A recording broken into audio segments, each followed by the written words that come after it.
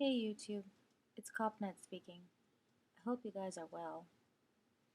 Well, for starters, this video is going to be talking about the topic regarding a woman, a newscaster by the name of Jennifer Livingston. Now, as we've all seen on television, this lady received a very interesting email from a certain person. The person made a remark regarding her weight, saying that she most likely was not a good role model for others, especially girls. And second of all, that Jennifer should reconsider her health and her ideologies in order to be a better role model for the people around her. Well, first of all, I must say that I've read the article and seen the video, and I've also seen the comments made about it. Many of them were in favor of Jennifer, and yes, many of them slandered her even more, calling her atrocious names. But some of the other remarks, YouTube remarks, were something to ponder about.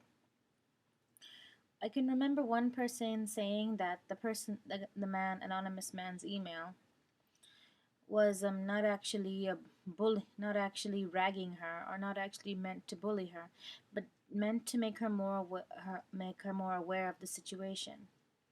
Yes, indeed, it is unhealthy to be obese, and yes, indeed, a person should take into consideration their health and their BMI, etc. I agree on those terms, not just her, but to everyone, whether you're a man or a woman or an adult, a teen, or a child. But the thing of the letter was, it specifically said that you're not being a good role model to people, especially girls.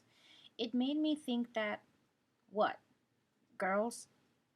So girls should be conscious about their weight, which they should, but boys shouldn't be? Are you indirectly trying to say that guys have a get out of jail free pass when it comes to them being either a healthy weight or overweight? That seems rather double standard.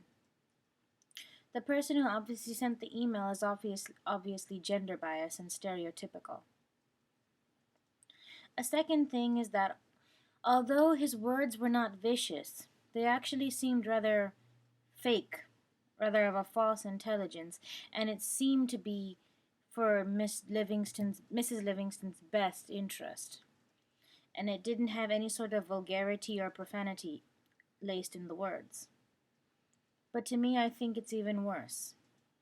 For you see, the worst type of ragging or bullying or slandering is not when you use harsh words, but when you use gentle words. With a harsh word, you can automatically tell and you can automatically pinpoint the person for their wrongdoings. But when a person uses a gentle words, as this man apparently, he can just easily reassess the situation and say, "Oh, but I was only saying it for the betterment of Jennifer Livingston and her health and how she's representing herself. I only had my best intentions at heart. You can see from the email that I wrote there was nothing inappropriate in what I said." The person who wrote the email can say that easily and easily manipulate his words, his meanings, and his intentions. Technically, a bully means a person that uses his strength and his power to intimidate and set fear into the eyes and hearts of others. But that is long since changed now in this generation, where people resort to using electronics in order to get their point across, should I say. Cyberbullying, bullying on Facebook, Twitter, YouTube, sending hateful emails, spamming, sending inappropriate pictures and whatnot. The list goes on and on. It's on the increase, especially in schools. It shocks me to think that how kids can be so cruel. I mean, what makes them want to be so, what gives them the motivation, the aspiration to want to be so sadistic and cause another human being pain? What makes them want to do that? What has happened in a child's life that is so bad that makes them smile when they see someone else get hurt? It's a pleasure of someone else's pain, and it shouldn't be like that. When the man sent that cold-hearted letter, I should say, to Jennifer Livingston, he was indirectly teaching others that it was all right to do such things and to use politically correct words and statements. And I think that's even more dangerous than just slapping someone in the face. Because when you use carefully calculated, cunning, shady words, you can easily manipulate them as to make yourself look innocent and free of blame and guilt in order to obviate any feelings of responsibility. And the person who sent that email was obviously very clever and shady, cunning. But moron. Yeah, he is a moron. Moron. Dumbass. Motherfucker. Get a life. But the thing is, we all are worth more than just a silly number on the scale. We all are. We all have greater importance and talents and individualities and so forth. And this should be a message for children that don't let anything or anything said by anyone get you down. Because let's face it, that's all they want to do. I'm proud of Jennifer Livingston standing up for what she believes in and for keeping a strong, firm hold on her faith and her dignity. She should. She really should.